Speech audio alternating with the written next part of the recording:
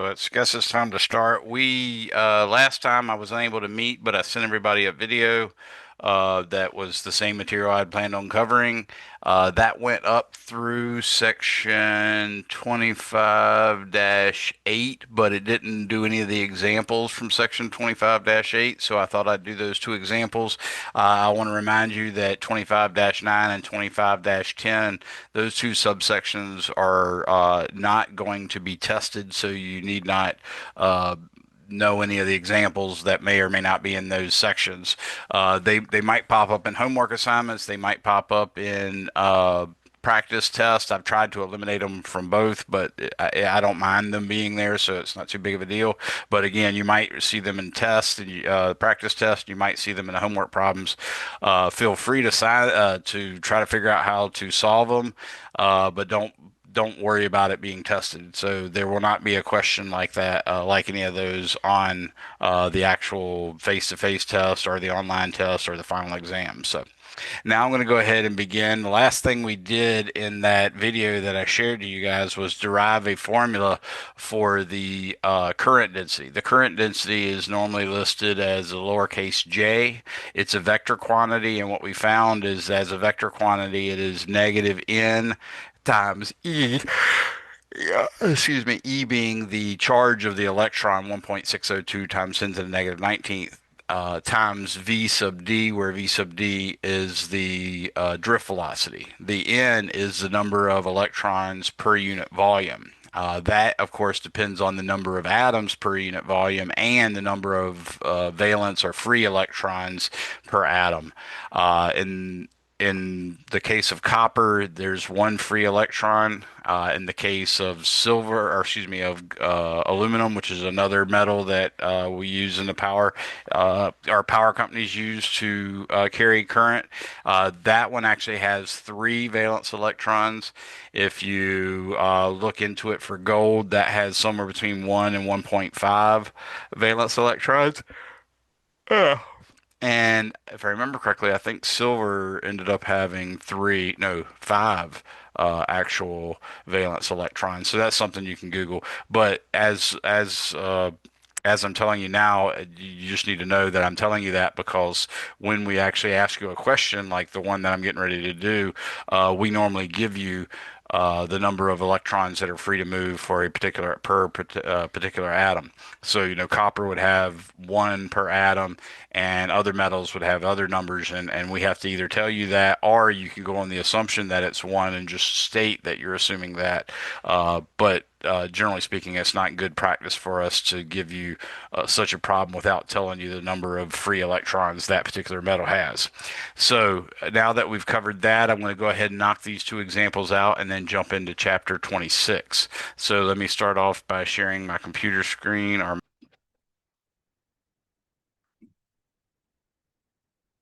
So this is a restatement, and again, I've tried to change the wording sufficiently so I'm not violating any copyright laws, but that's the actual problem we're attempting to solve here. So it says a copper wire carries a current of 4.82 amps and has a diameter of 3.39 millimeters. A, calculate the current density. J equals J average, that is, equals I over A. B, use J vector equals negative N times E times V sub D vector to calculate the drift velocity of the electrons in the wire. And C, for context, compare this drift velocity to the root mean square speed of the electrons at 20 degrees Celsius if they are assumed to behave like an ideal gas. So that's a common thing that we do within electricity and magnetism is we will sometimes assume that electrons act like an ideal gas. All right, so we have the two equations we're using here. What they told us was I'm writing in black and I didn't mean to. What they told us is the following information. So I'm going to write down solution where I put in the information we've been given with the appropriate symbols. So we know copper is the material, and that implies 1 E minus, or excuse me, 1 free E minus.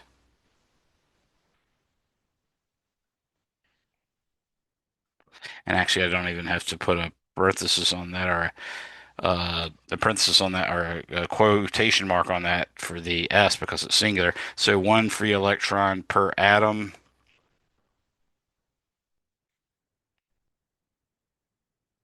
We also know the current is 4.82 amps.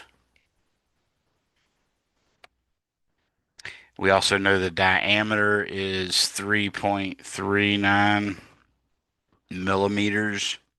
And of course, we know the cross-sectional area of a cylindrical wire is A is equal to pi r squared, which is also equal to pi d squared over 4.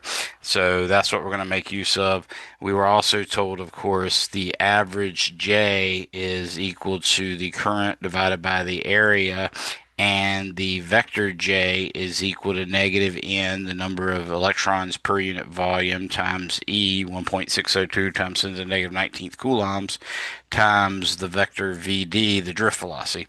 Now, we know the drift velocity, and this is why the negatives there. The drift velocity is in the opposite direction of the current because it's the direction of the electron flow. So we'll go from here. Now, the first thing we need to make sense of is obviously J. So let's go ahead and calculate J. That's also the easiest part to calculate. So on average, J should be 4.82 amps divided by pi over 4 times d squared. So this would be 3.39 times 10 to the negative 3 meters. And that quantity is going to be squared. So I can go ahead and pull out my calculator. And to do this, the pi over 4 becomes a 4 in the top. So I'm going to say 4 times 4.82 for the numerator, and then I'm going to divide that by parentheses 3.14159 times 3.39 times 10 to the negative third, and that's going to be squared. And now I close parentheses, and this gives me 5.34. Now I did take everything as if it has 3 sig figs, so I'm going to keep one extra digit here. So 5.34 times 10 to the fifth, and that's amps per square meter, is equal to the magnitude of the current density. So notice we have a current density, a single one, whereas in the case of charge density, we had lambda, which was a density of charges, a number of coulombs per unit length. So it came out in coulombs per meter. We had sigma, which was charge per unit area, so that came out in coulombs per square meter. And then we had rho, which was coulombs per cubic meter because it was per unit volume. In the case of current density, we only have J. So just keep that in mind. Now we need to figure out what N is to calculate what the drift velocity is. We have the J, so we can set that equal to N times E times VD for magnitude. Notice I just dropped the sign. But in order to do that, we need N. So N, again, I changed my marker and forgot to change it back. So N is equal to the number of free electrons per atom, or excuse me, per unit volume. Free electrons per unit volume. We already know the number of electrons per atom is 1 because that's the nature of copper. And specifically, they told us that in the book version of the example. I'm pretending as if I, made up this question myself, and I told you that the copper could account for 1 electron per atom. So what we really need is really a number of atoms per unit volume, and then multiply that by the number of atoms per, or number of electrons per unit atom, per atom, I should say. So this is also equal to the number of copper atoms per unit volume times 1 electron per copper atom. So that's really what we need. Now, what we do know is that the density of copper is 8.9 times 10 to the third. So I'm going to write that up here as well. Uh, Density copper is 8.9 times 10 to the third, and that's kilograms per cubic meter, as is normally the case. So if we imagined a 1 meter by 1 meter by 1 meter cube of copper, then that should have a mass of 8.9 times 10 to the third kilograms. And if we divide that mass of in kilograms, if we divide that by the mass per atom, that should give us a number of atoms. So I can now say this is going to be 8.9 times 10 to the third kilograms per cubic meter divided by, now if we look in the periodic table, I want to say it's 63.5, but let me double check with, actually I'll just Google it real quick. Uh,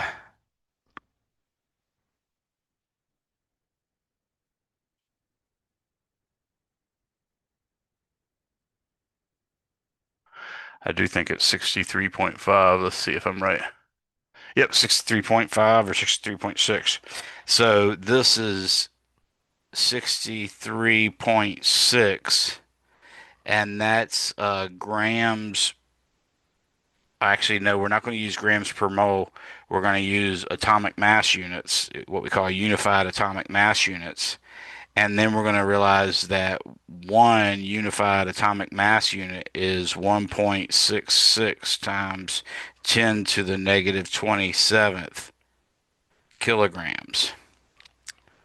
So by doing that, I can call this, by the way, 63.6 U per copper atom. So now that's going to give us in the numerator copper atoms, and in the denominator we should get cubic meters.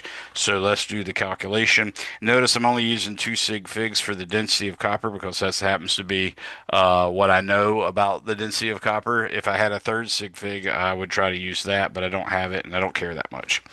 So what I'm going to do is take 8.9 times 10 to the third, and I'm going to divide that by parenthesis 63.6 because it's 63.55, which I rounded to 63.6. So 63.6 times 1.66 times 10 to the negative 27.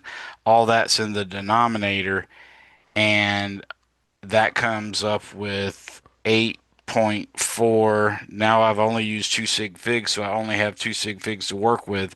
So I'm going to call this 8.43 and realize that the 3 is no longer a sig fig, and it's times 10 to the 28th. And the units we now have are, notice the kilograms canceled out with the kilograms, the U's canceled out with the U's, and all I'm left with is atoms in the numerator. So this is copper atoms. I should go back to writing in blue. Copper atoms per cubic meter. And then, of course, I multiply that by 1 electron per copper atom. And now you see that the copper atom cancels out with the copper atom, and I am left with 8.43 times 10 to the 28th E minuses per cubic meter. And that's our N that we needed. So now I can say J is equal, and now I'm just talking about magnitude, so I'm not going to bring up the negative or the vector symbols. I can now say J is equal to N times E times V sub D and plug everything in. That's going to give me 5.34. Actually, I'm going to take more space than I have here, so I'm going to write it below it. I'm going to say 5.340 times 10 to the fifth amps per cubic meter, or excuse me, per square meter is J. That's equal to 8.43, which the 3 should have been underlined, times 10 to the 28th E minuses per cubic meter times 1.602 times 10 to the negative 19th, and that's coulombs per E minus, and then times the drift velocity VD. You can notice here that the E minus cancels out with the E minus down here, and now you can see that when I take the amps, which is the amps per cubic meter, and I divide it by these two numbers, I'm going to get a cubic meter on top. That's going to make it an amp meter on top, and then I'm going to divide that by a coulomb. So that's going to make a amp meter times a an amp meter divided by a coulomb makes it a meter per second, which is exactly what we wanted. So 5.34 times 10 to the fifth divided by parentheses 8.43 times 10 to the 28th times 1.602 times 10 to the negative 19th gives me 0 point, there I go again with the wrong color. That gives me VD is equal to 0.0000. So it's four zeros followed by 395. Now that 5 is not a sig fig because we only have two sig figs.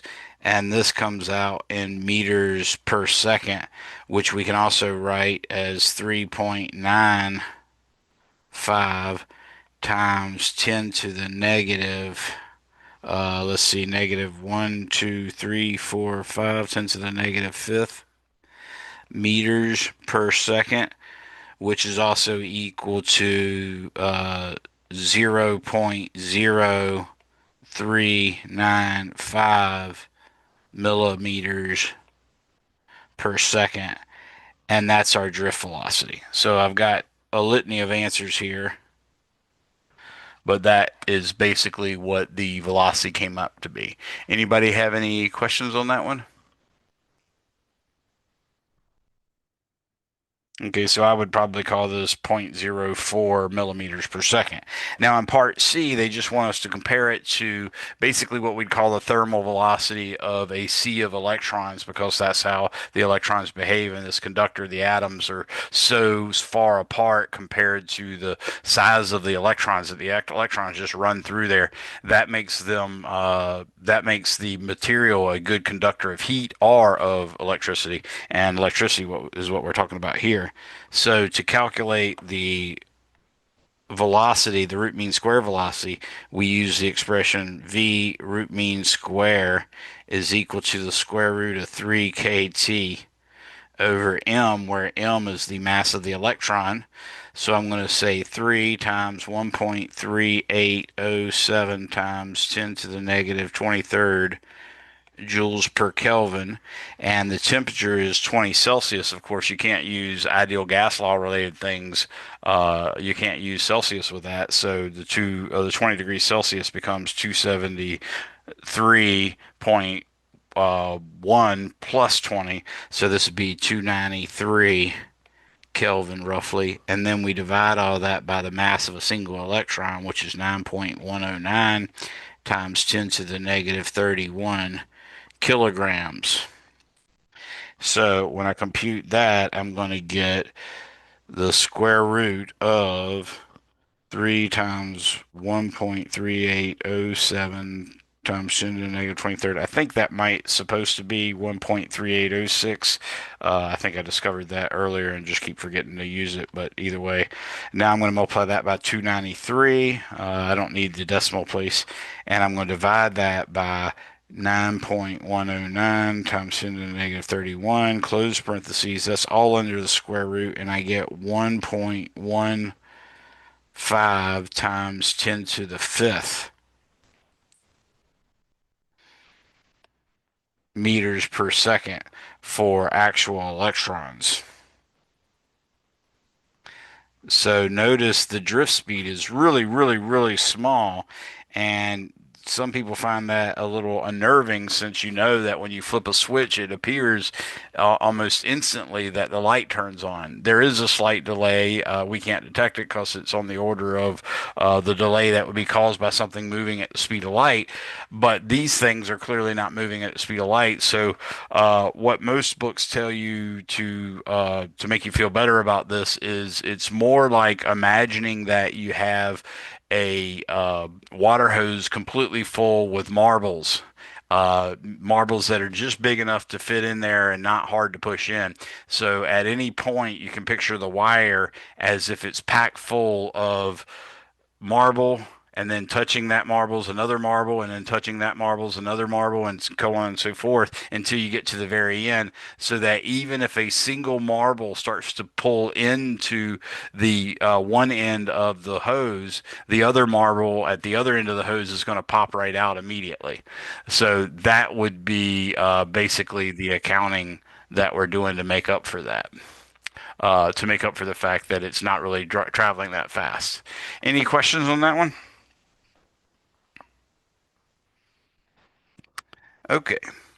So the next question is one that gives us another chance to look at Ohm's law, and basically what it comes from is if you let R equal to rho times L over A, and you let I equal J times A, and you let V equals E times L, which is what it is for a capacitor, for instance, and we're sort of picturing uh, the ends of a wire. So this is a wire tube like that. You can sort of picture this end and this end as sort of like a capacitor plate on each end. That mainly because we're pretending like the electric field should be uniform throughout the wire. So in that case, you get an electric field that acts just like the electric field between plates of a capacitor, even though the wire doesn't act like a capacitor.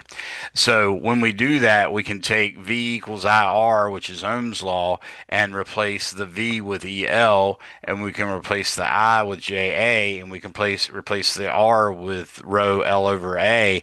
And what you'll see is the A's cancel out, and we just get E times L equals rho times J times L. So ultimately, what we have is Ohm's law, but in a microscopic form. And Ohm's law in a microscopic form, I have written right here as J equals the conductivity times the electric field, or J is equal to 1 over the resistivity times the electric field strength. The problem we're trying to work here is use Ohm's law. This is example 2515. Again, I've tried to alter it a little bit so I don't necessarily violate copyright. So use Ohm's law in the form of J equals sigma E equals rho over 1 over rho times E to compute the electric field in the copper wire from example 2514. How does the electric field strength compare to the electric field in a conductor in electrostatic cases? So that's me asking you to think about the result and remember that when we were dealing with electrostatics, which was everything we were doing up until this chapter, we found a very specific result, specifically that conductors have zero electric field inside of them in electrostatics. So let us begin. I'm going to start off with solution. We already have an equation. I'm going to use this version. J is equal to 1 over rho times E, and that gives me E is equal to rho J. Sorry, I keep putting that dot up there because I keep wanting to put the vector symbol or the average bar up there. So that's what I'm going to use, E equals rho J. Since it's copper, I happen to know that notice this is the same symbol I used earlier for the density of copper. However, in this context, it's not the density, it is the conduct or the resistivity. So let me refresh your memory on that. This is resistivity. And I happen to know off the top of my head that the resistivity of copper, which of course you would be given if you're asked to solve such a problem, either in amongst all the tables of information I give you on tests or explicitly in the problem, the resistivity of copper is 1.68 times 10 to the negative 8 ohms times meters. That's what the resistivity is. So all I really have to do is take E and say that is equal to 1.68 times 10 to the negative eighth ohm meters. Now I'm going to take that ohm meter number and multiply that by the actual J that I got in the last problem, and I think that was 5.340. 5.340 times 10 to the fifth. So 5.340 times 10 to the fifth, and that's amps per square meter. So what you can see now is I'm going to have a meter times 1 over meter squared, so that'll leave a meter in the bottom. And then I have amps times ohms, but the amps times an ohm, according to Ohm's law, is in fact a volt. So we're going to have a volt per meter, which is exactly the unit of the electric field that I had been teaching you of late. So if I take the 1.68 times 10 to the negative 8 and multiply it by the 5.34 times 10 to the fifth, I get 0.00897 and that is volts per meter. So the electric field is actually 8.9. Now, technically, I only have 3 sig figs, so I'll call it 8.97 times 10 to the negative 3 volts per meter. And notice that is an extremely small electric field. But remember that when we were in electrostatics, the electric field inside a conductor was understood to be zero. So it doesn't take much strength of an electric field to compel these electrons to move along, especially at the drift velocity that we found. So, anybody have any questions on that?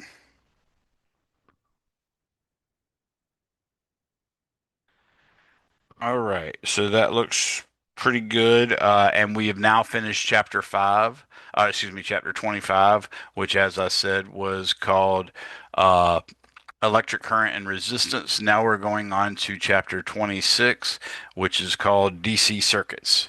Anybody have any questions on that before we move on?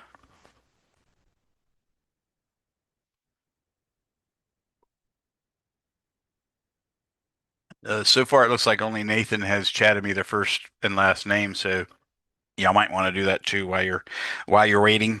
So I'm going to start off with chapter 26, DC circuits, and I decided to remind you what symbols we're using. I showed you other ones before for capacitor, for instance, and I showed you additional ones for battery. I also showed you different ones for ground as well, but I did decide to show both of them for ground here. So this first symbol we have has a short bar and a long bar parallel to each other, like a capacitor, but one shorter than the other. We need, excuse me, we need to recognize that as the symbol for a battery, but also remember that sometimes it's 4 lines or 6 lines or 8 lines or 12 lines or whatever. And always the side with the last long line is the positive side of the battery, whereas the side with the last short bar is the negative side of the battery. So you can sort of picture the negative side of the battery as having 0 volts, and then the positive side of the battery having the voltage that the battery has, which might be 9 volts or whatever. The ground is basically 3 lines getting sequentially longer, shorter. That's the ground. Another ground is just a line running into a downward pointing triangle.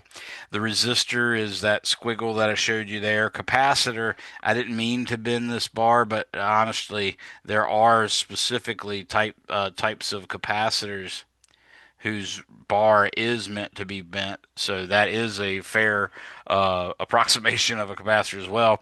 And then an AC power supply is going to be a circle with a sine wave in it. So that would take the place of a battery if we're having to deal with an AC circuit. And we did on that video that you guys were supposed to watch yesterday. I did discuss with you AC voltage.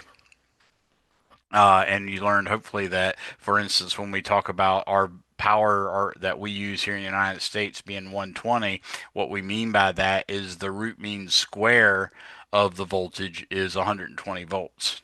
Okay. Some people call it 120, some people call it 125. The main thing is to know it's in that ballpark, and it does vary a little bit if you actually use the appropriate meter to measure the voltage of your wall socket between, say, the short little one on the light receptacle. Remember, it has a long slot and then a short slot and then a little mouth hole.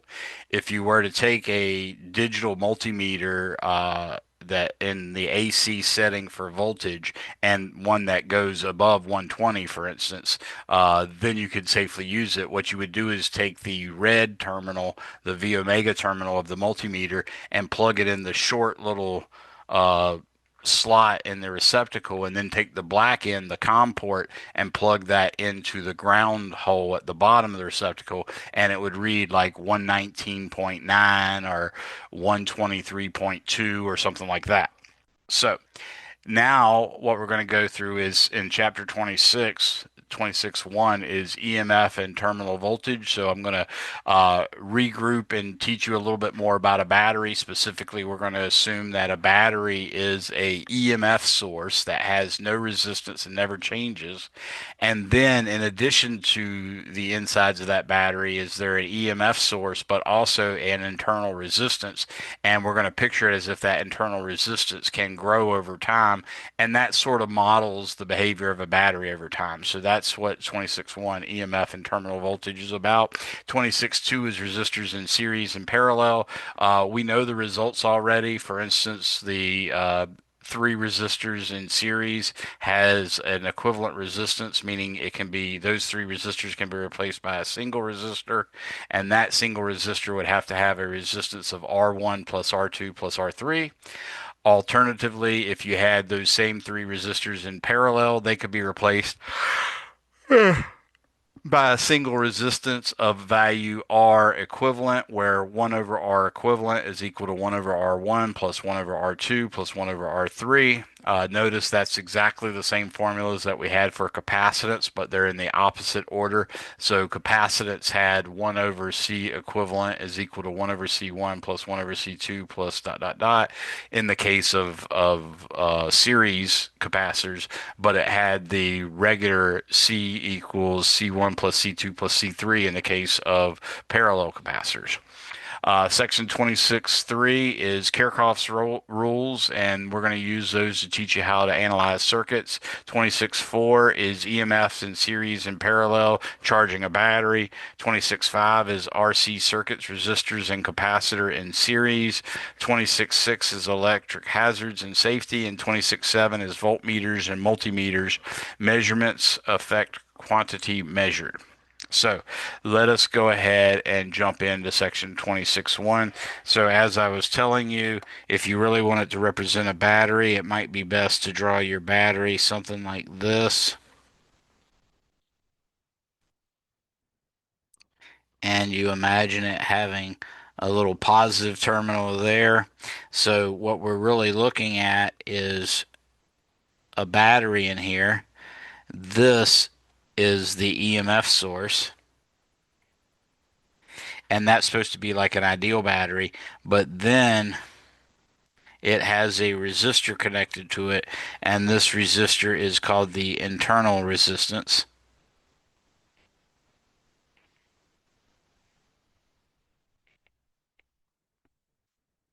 And if you want to know what the terminal voltage is, what you can do is set up your multimeter. So here's our multimeter. Remember, we have a COM, and that is normally black, so I'll write it nice and black here. And then we have a V omega port that's red, so I'll write that red. And then we, of course, we also have to have it set to volts with a line over it. Remember, volts with a sine wave over it means AC, but volts with a line over it means DC. So what we would actually do is take the red terminal and connect it to the positive terminal of the battery, and take the black terminal and connect it to the negative terminal of the battery, and then that would read the actual voltage, 12.0 volts, say. Okay, that's what the terminal voltage is. It's when you measure the difference from the negative side of the battery to the positive side of the battery across the internal resistance, if there is one. Okay, that's the terminal voltage.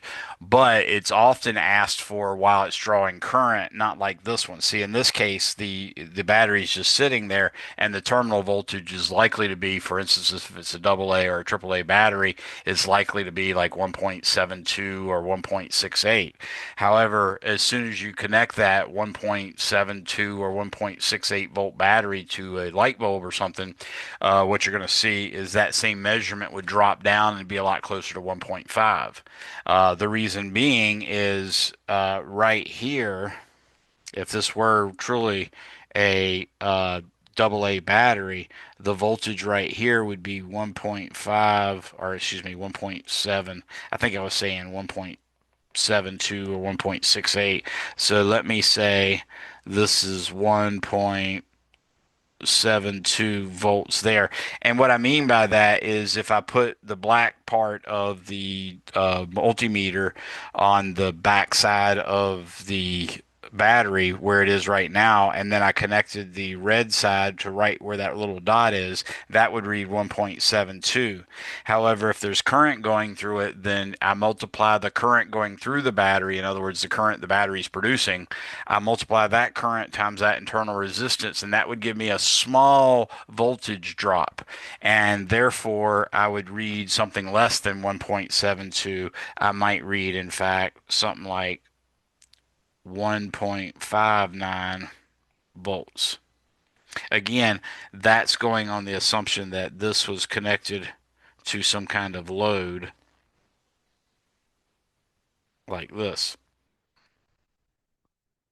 Okay, so we would expect that resistance without that wire connecting to a resistor and all that. Then this second box that reads 1.59, that one would still read 1.72. Okay, any questions on that? Because of that, we have the nice little formula that I will write down right here, and that's going to be V terminal, which your book is calling VAB. And in this case, they mean the voltage difference between point A and point B. And that's going to be equal to the EMF minus I times, oops, minus I times R, where the I is the current going around. So this is an equation you'll make use of over and over again. Anybody have any questions on that? All right, let's look at example 626.1. Example 26.1 says a 65 ohm resistor is connected to the terminals of a battery whose EMF is 12.0 volts and whose internal resistance is zero point 0.5 ohms. Calculate A, the current in the circuit, B, the terminal voltage of the battery, VAB, and C, the power dissipated in the resistor R and in the battery's internal resistance, little r. So what we know is big R is equal to 65.0 ohms. Little r is equal to zero point 0.5 ohms. We also know that the EMF is equal to 12.0 volts. And we know that we did the little r already. We got that. And for part A, we want to know I, the current. Part B, we want to know VAB equals V terminal. And then finally, we want to know for part C, we want to know the power uh, wasted in resistor R and the power wasted in resistor big R. So let me go ahead and draw the circuit. Basically, what the circuit is this followed by this little guy, 0.5 ohms. This is 12.0 volts. We have, in addition to that, a resistor whose resistance is R equals 65.0 ohms. This one was little r, by the way. This is going to give us a current I going around that way, and that's what we're trying to work out among other things. But that's what our circuit looks like. And not only that, we should look at our battery as if it looks like this.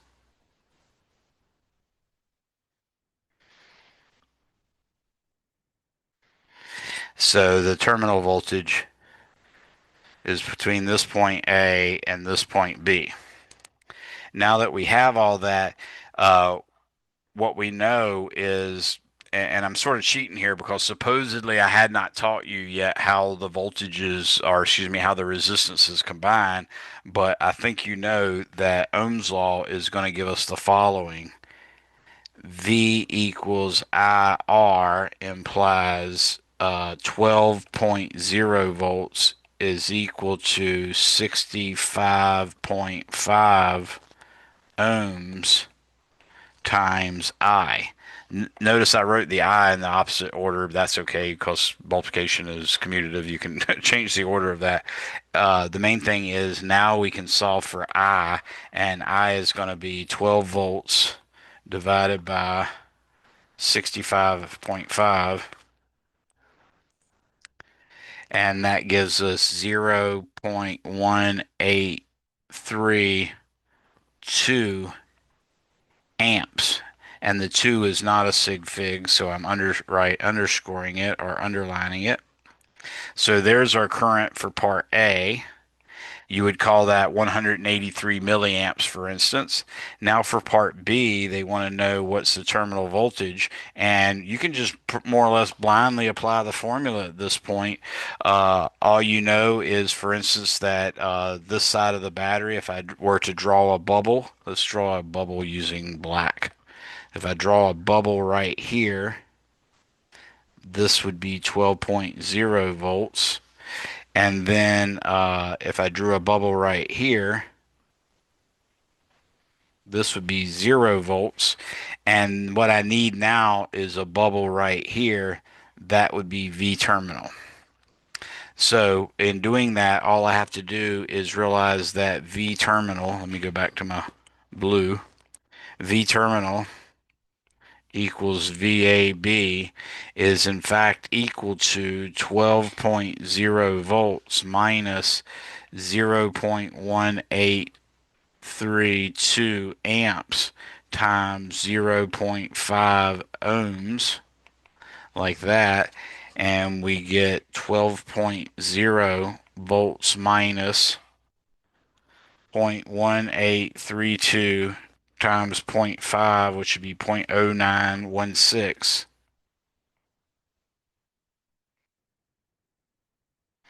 So when we subtract that from 12, we get 11.9. We really only can go one decimal place, so it'd be 11.91. So,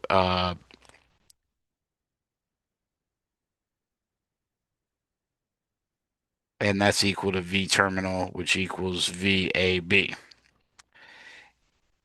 Anybody have any questions on that?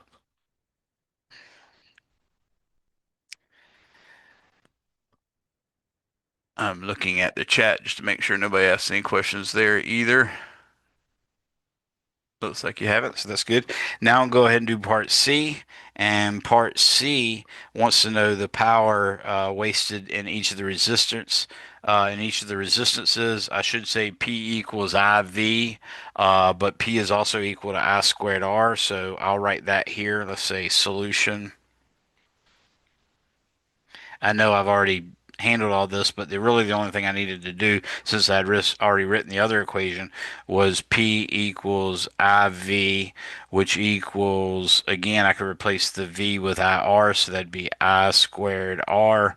Or again, I could replace the I with V over R, and that would be V squared over R. So any of those will work. In this case, I know the current. I did calculate the current, but I know the current and I know the resistance. So that would require me to use the least amount of calculated stuff. If I used IV, I would be using I that I calculated and V that I calculated. So it's probably best to use PR equals I squared R. So in this case, we know the current is the same through all of them. So it's going to be 0.1832 amps, with the 2 being a non-sig fig. We're squaring that times 0.5 ohms, and this is 0.1832 squared times zero point 0.5, and that gives me 0.0167, and then the extra digit is 8. Ooh, actually, I shouldn't even say the extra digit, because technically when I multiplied by zero point 0.5, I only have one sig fig. So this comes out in watts as the power wasted as heat by the internal resistance. So zero point zero 0.02 watts basically is the power wasted by the little resistance. The power wasted by the big resistance obviously is going to be larger, and that's also I squared R, and that's 0.1832 amps quantity squared times 65.0, almost reached 65.5. So now 0.1832 squared times 65 gives me 2.18, and one extra digit is a 2. So 2.18 watts is equal to the power wasted as heat in the 65 ohm resistor. Anybody have any questions on that?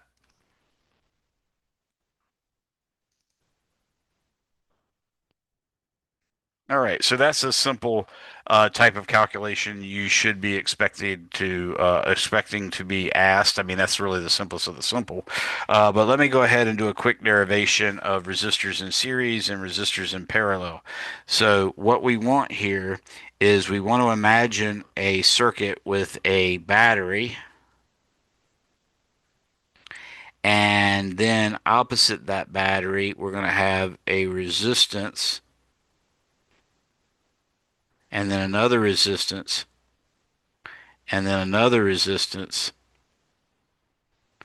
like this. This one's going to be R1, R2, and R3, and this is going to be a voltage V. What we would like is to be able to replace this with a single resistance, and then that single resistance would have a value R equivalent sub S. So what we're going to do here is we realize that the voltage of R1 plus the voltage of R2 plus the voltage of R3 add up to give you the total voltage. So first off, I'm going to say V is equal to V1 plus V2 plus V3, and I'm also going to use the fact that V is equal to IR according to Ohm's law. So in this case, I can replace the voltage for the battery with I times R equivalent series, because that's going to be the total resistance that the battery senses. Okay. But then V1 is going to be I times R1, and V2 is going to be I times R2, and V3 is going to be I times R3. We're making use of the fact, of course, that the I's are all identical when you have a single series leg. So basically, any charge that comes out of the battery or is imagined to come out of the battery every bit of that comes out in a given second has to also go through R1 in a given second, has to also go through R2 in a given second, has to also go through R3 in a given second. So we've now reached the conclusion that R equivalent for a series circuit is R1 plus R2 plus R3 plus dot dot dot for however many resistors you have in series. Now I'm going to do the same derivation for resistors in parallel. So let me draw a battery right here. And now I'm going to go to here and to here.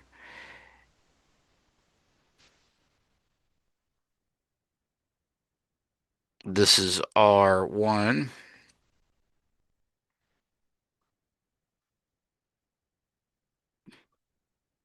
This is R2. And this is R3. And we want basically an equivalent circuit. Oops, left out space for my equivalent resistance. So I want it to be able to be replaced by a single resistance of REQ parallel. So in this case, what we know is that I1, let's say it right here. This is I total. That's what's coming out of the battery. And in here goes I1, and in here goes I2, and in here goes I3. And by conservation of charge, we know that if IT comes or appears to come out of the battery, and then part of it breaks off to go to I1, part of it breaks off to go to I2, and then the rest of it goes to I3, then we know for a fact that I total is equal to I1 plus I2 plus I3.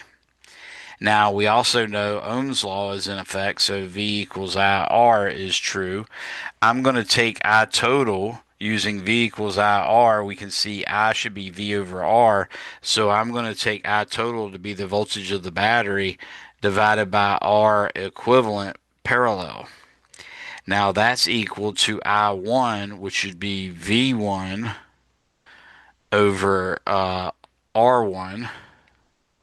Oops, that was a really bad looking R. Plus V2 over R2 plus V3 over R3, but we know from our lab as well as for what we've taught you that voltages in parallel are all equal. So V1 is equal to V is equal to V2 is equal to V3. So we can go ahead and cancel all these out like this. And when we do that, what we get is 1 over R equivalent parallel is equal to 1 over R1 plus 1 over R2 plus 1 over R3 plus dot dot dot. And now we have our second result for resistors in parallel. Any questions on that?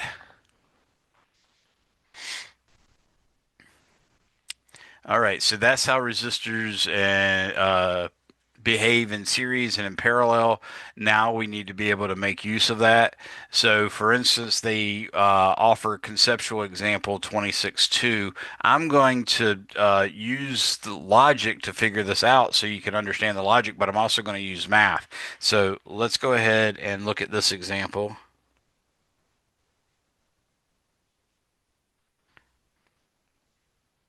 26.2. It's actually a conceptual example. And it says series are parallel. The light bulbs in figure 26.5 are identical. Which configuration produces more light? Which way do you think the headlights of a car are wired? Ignore change of filament resistance R with current. So these are identical. What we're picturing here is a car battery connected to a light bulb, which would just represent as a resistor with a circle around it, and another light bulb like this. That's them in series. And then another car battery we're considering has them like this.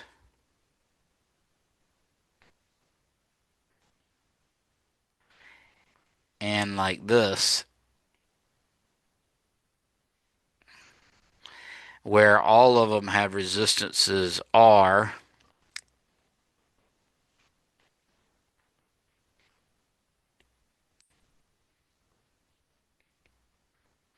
and all of them are using a battery of voltage V. Okay. So first off, I want to explain to you what's going to happen. Basically, when you're dealing with a light bulb, like a incandescent light bulb, which is basically current running through a tungsten filament, and that tungsten filament tends to get hot and turn sort of red. Would we have to derive this, or can we? I would say your goal should be to learn how to derive it, but if you can do that, that's great. But if you can't do that, that does not mean that you're not up to snuff or anything. It just means that you haven't quite learned how to do that. So, no, I would not ask you to derive that, but it is a goal that you should have in mind. Good question, Nahi. All right, so this battery is going to produce or compel a bunch of charges to run away from the positive terminal. Again, we're doing conventional current, so we're picturing positive charges moving clockwise around both of these circuits. In one case, every charge that goes through the first resistor or light bulb goes through the second one as well. In the other case, the one to the right, basically you get a choice at this particular location. This location is called a node. This is also called a node. These two things are nodes. Because the charges can be pictured as if they're coming here and then they have a choice to either go that way or that way. Whenever you have a choice, you know that it's potentially going to be a parallel situation. So, what we do know is that the light bulbs put out an amount of light that's related to the total power that's being dissipated by them. So we can use our famous power formulas: P equals IV equals I squared R equals V squared over R. We can use one of these or two of these or three of these formulas to actually calculate the amount of or calculate an approximation to the amount of light being put out. So the power dissipated by a light bulb is directly related to the actual light put out by the light bulb. Now, to be honest with you, when you're dealing with incandescent light bulbs, it might be as little as 1% of the power wasted is actual visible light. All 99% of it, the rest of the 99% is put out as heat, which is great in the winter, but in the summer, you're literally fighting yourself because you're turning on a light bulb that tends to make the room hotter while you're actually running an AC that's supposed to be making the room colder. So that's just something to keep in mind. So what I'm going to do now is analyze both of these circuits and try to figure out exactly what's going on. So this leftmost circuit, what I have is V is equal to I times 2R, because what I'm using is R equivalent series is equal to R1 plus R2. So they're both the same. So one is R, two is 2R. So now I have that, and that tells me that I, for this particular one, I series has got to equal V over 2R. And now that I know that is the actual current going through both of them, so I can say the power due to one light bulb, which is I squared R, that's what I'm going to use. So I'm going to take my I, which is V over 2R, and square it and then multiply it by the R. So in this case, I get V squared over 4R squared times R, and this is clearly equal to V squared over 4R is the power put out by one light bulb. The total power, P total, is equal to P light bulb plus P light bulb, which would be 2V squared over 4R, which equals 1 half V squared, 1 half V squared over R. Actually, I'll write it this way. I'll write it as V squared over 2R.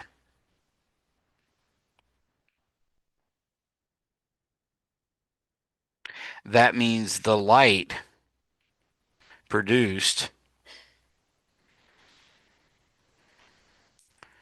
is proportional to v squared over 2r. And whatever that proportionality is, like it's 1% or 2% or 20%, it's going to be the same for this one as it is for the other one. So it doesn't matter that it's proportional. This is essentially the right answer. Now, for this one over here, uh, the equivalent resistance for the one on the right is 1 over R equivalent parallel is equal to 1 over R plus 1 over R, which equals 2 over R. That tells us that R equivalent parallel is actually R over 2. Remember, I told you that when you have resistors in parallel, the equivalent resistance is smaller than the smallest resistance in parallel. So in this case, the smallest resistance in parallel was R, and the equivalent resistance was R over 2. Now using Ohm's law, we say V is equal to I total parallel times R total. But we just discovered that R total is R over 2, so I'm going to say V equals I total parallel times R over 2. So I total in parallel is actually equal to 2V over R. Now, the power for a single light bulb is equal to I squared R again. So in this case, I'm going to take 2V over R and I'm going to square it and then multiply it by R. So that gives me 4V squared over R squared times R, which of course is just 4V squared over R is the power for one light bulb. P total is equal to P light bulb plus P light bulb. So this is going to be 2 times 4V squared over R, which gives me 8V squared over R like that. So we now know that the light produced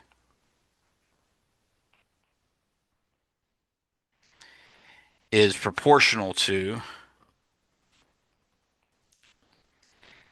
8V squared over R, and the other one was V squared over 2R, so it's literally 16 times brighter.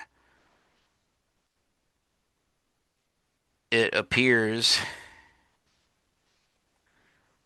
the parallel configuration is, whoa, 16 times. It's weird. Why does this thing keep changing it? 16 times. I literally keep writing numbers and it keeps changing them, and I don't have it set to make my drawings pretty or anything. I write 1 6 16 times brighter.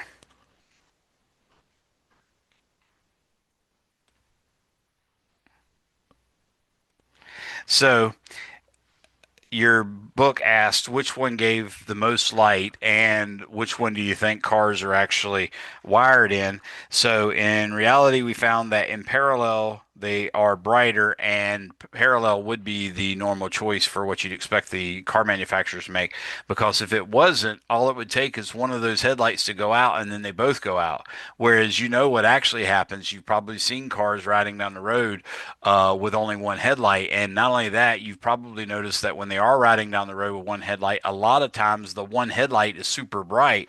And that's because it's expecting a lot less current than it has because it normally has the resistance of R over 2 because two of them are parallel.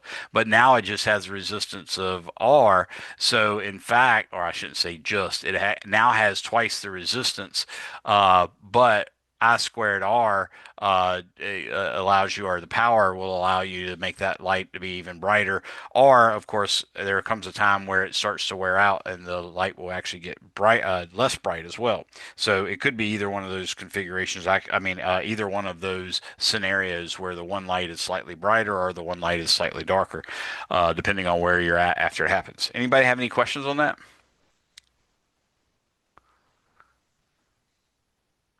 All right. now that we've done that, let's work an example, sort of like example 26.3.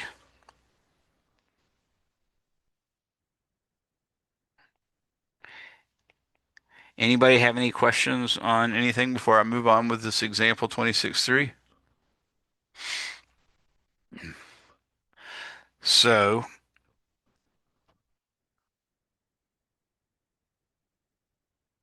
what total current is drawn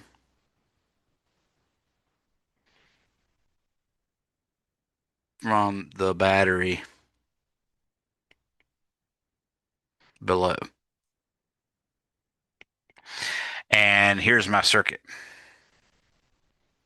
I'm going to have a battery that has 12.0 volts, and that battery is going to drive a current through a single resistor of 400. Notice I don't have to actually write the units here. By writing the symbol for a resistor, everybody knows the unit should be ohms or kilo ohms or something like that. So normally what we do is we just write it as 400 if it's 400 ohms. If it's 400 kilo ohms, we write 400 M. If it's or K. If it's 400 mega ohms, we write 400 big M. So that works well for that. Now I'm going to go over here, and this is going to be a 500 ohm resistor, and that 500 ohm resistor is going to be in parallel with a 600 ohm resistor like this. And you'll notice this is again slightly different from the one in the book because I'm not trying to copy it. I'm just trying to give you roughly the same idea. So in order to do this, what we want to do is reduce these resistors to the equivalent resistance, and then we'd have basically just one resistor in series with the battery, and we could just apply Ohm's law, V equals IR, to find the current. So when we go to reduce a circuit like this to an equivalent resistance, we try to find two or more resistors that fit the definition of being in series or being in parallel. In this case, I see the 500 and the 600 ohm resistor are meet the definition of being in parallel. If there was a 500 ohm resistor and then right after that 500 ohm resistor right here there was another resistor, then that 500 and that other resistor would not be in parallel with the 600, but the 500 and that other resistor would be in series, so we could use those two. Then we'd have one in parallel with the 600, and then we could use the formula for the parallel. So that's what we're going to do. First off, I'm going to say this is equivalent to the 400 ohm resistor in series with some R equivalent 1 like that. So I'm not drawing the whole circuit, I'm just drawing enough for you to see what's changed. Now, in this case, 1 over R equivalent 1 is 1 over 500 plus 1 over 600. Now, 3,000 is a common denominator because I could, for instance, multiply the 600 times 5 and that would give me 3,000, and I could multiply the 500 times 6 and that would give me 3,000. So I'm going to say 6 plus 5 over 3,000, because basically what I did was I took the first fraction, I multiplied by 6 over 6. The 6 you see in the numerator, and then the 6 in the denominator made the 500 into 3,000. And then I multiplied the second fraction by 5 over 5. The numerator one turned out in the numerator, and the 5 times 600 gave us a 3,000. So now I get 11 over 3,000. So R equivalent 1 is equal to 3,000 divided by 11 divided by 11, and that gives me 272.7 ohms. So this guy is now 272.7 ohms. Now the equivalent capacity, the equivalent resistance is just a single resistor here, but now that's the final circuit, so I can go ahead and add the battery in there. So I'll just leave those off. And this one's just plain R equivalent because I don't have any more calculations to do. But all I have is a 272.7 ohm resistor in series with a 400. So R equivalent is equal to 400 ohms plus 272.7 ohms, which gives me, of course, oops, gives me, of course, 672.7 ohms. So now I can use V equals IR to say 12.0 volts is equal to I times 672.7 ohms. And that gives me I is equal to 12 divided by parentheses. I'm doing the last answer I did plus 400 because the last answer I did was the 272. So this gives me 0.01784 amps. And that's really 3 sig figs divided by 3 sig figs. So this 4 is not a sig fig. And that is the current. Any questions on that one?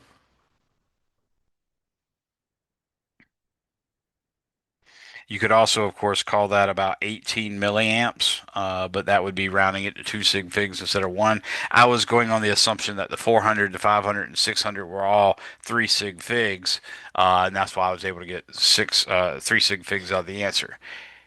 Now you might also wonder, well, what are the actual voltages across all of these, and what are the currents through each of the resistors? So that's more or less what example, yeah, I got time. That's more or less what example 26.4 is. So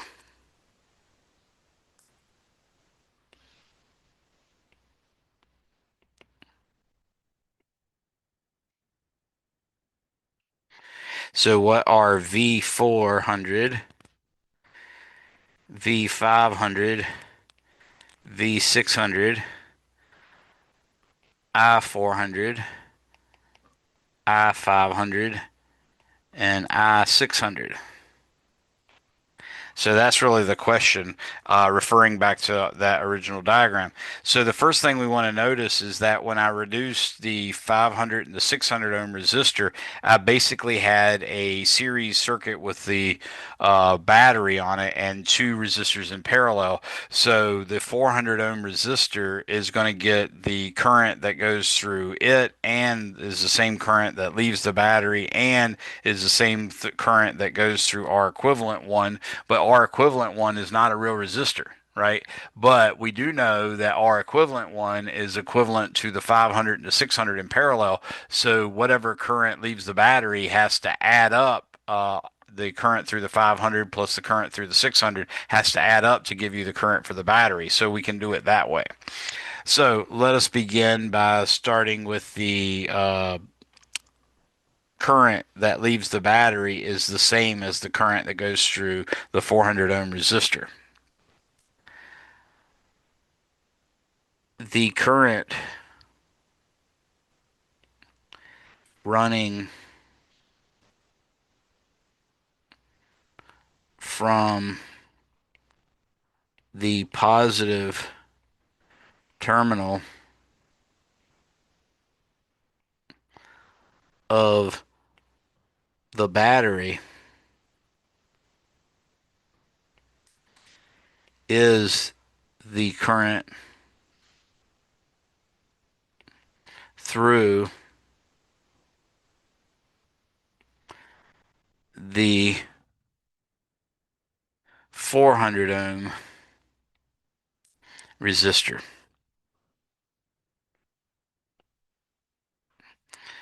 because there are no nodes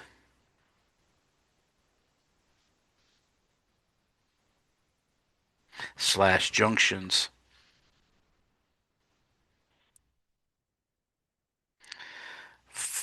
for alternate paths for the charges.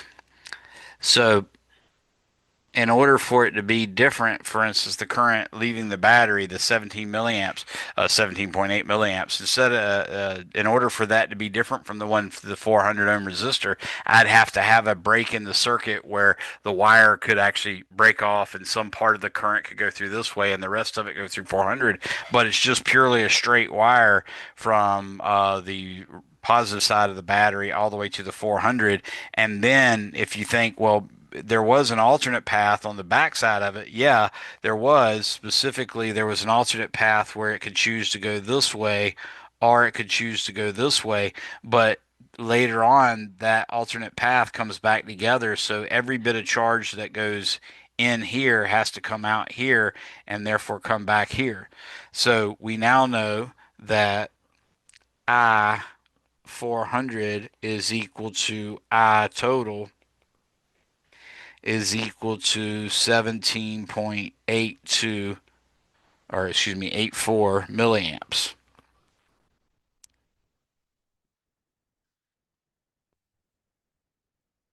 So we have that answer. And of course, with that answer, we can now tell what the voltage drop is across the 400 ohm resistor. So V400 is equal to 17.84 milliamps times the resistance, which is 400 ohms. And with that in mind, we're going to get out a number of milli. So 17.84 well, times 400 gives me 7136 millivolts, which obviously is V400 is equal to 7.136 volts. So the lion's share of the voltage is all dropped right across the 400 ohm resistor. We did have 3 sig figs, so the 6 isn't valid. I'm going to underline that so we can keep track of it being a non-sig fig. So there's our I400. Now, not only that, that tells us that the voltage using my little bubbles, that means this voltage right here is 12.0 volts minus 7.136 volts, which equals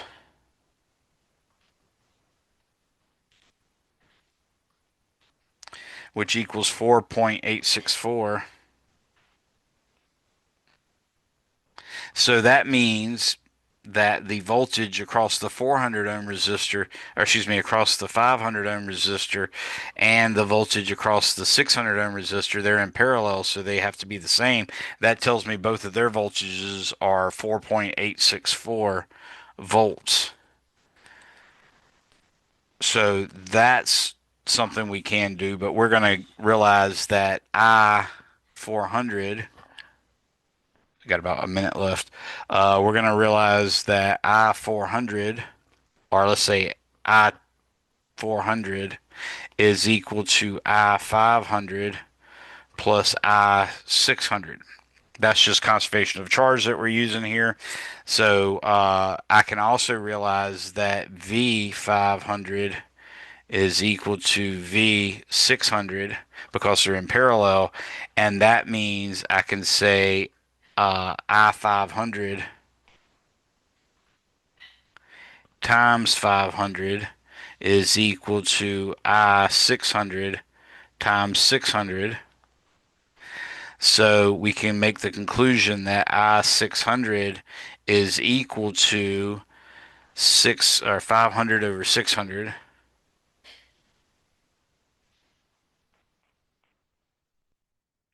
times I 500. So I can plug that in and now I'll say I 400, which we actually know is equal to 17.84 milliamps. That's going to equal I 500 plus 5 over 6 is 0.833. So 0.8333 times I 500 tells us that I 500, basically I'm taking 1 plus 0.833 and dividing it into 17.84. So 17.84 divided by 1.8333 gives me uh, I 500 is equal to 9.731, and that comes out in milliamps like that. So that's the current for the 500 ohm resistor.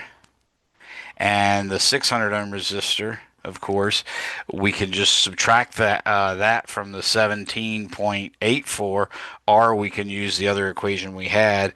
But the main thing is we now have I 600, and that's equal to, let's say, 5 over 6 times I 500, which is 9.731. That one's not supposed to be a sig fig.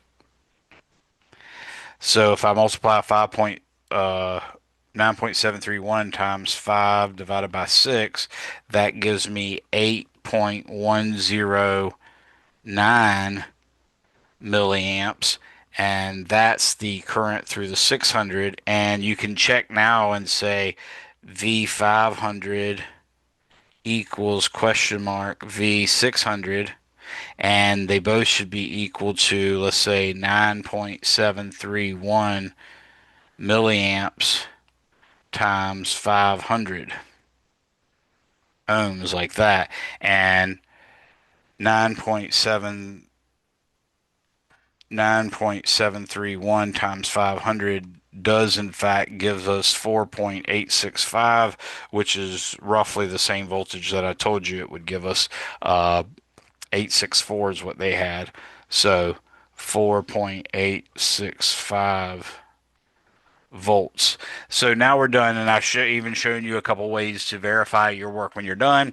You guys are free to go. We'll finish up this chapter, maybe finish this chapter next time, but that should get you started on doing chapter 26 homework. I'll make sure it's available.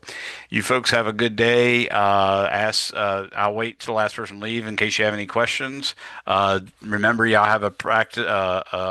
Face-to-face test that's supposed to be due by Tuesday, and you have an online test that was supposed to be due last night, but since then I decided to go ahead and give you guys, I said on my previous video I was going to give you till Sunday, till Friday, but I decided to go ahead and give you till Sunday.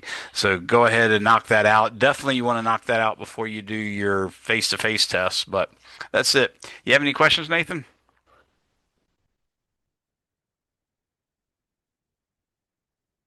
No. Okay. Well, thanks for coming, Nathan. Appreciate it. Have a good evening and a nice weekend, and I hope you do well on your test.